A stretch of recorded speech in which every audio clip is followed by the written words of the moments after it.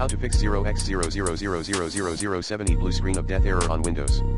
Method 1, remove unsafe or incompatible drivers in Windows Safe mode. Method 2, change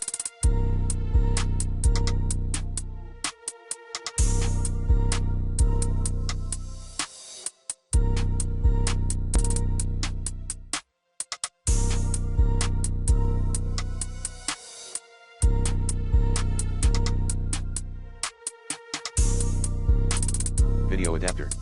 Method 3, update video drivers.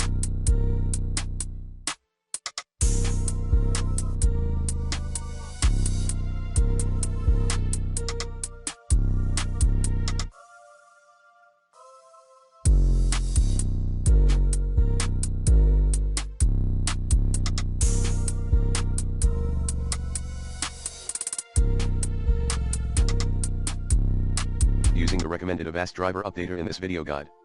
Method 4, change chipset driver by enabling AHCI for SATA configuration in BIOS settings. Other tips: 1. Download Windows KB838894 package now. 2.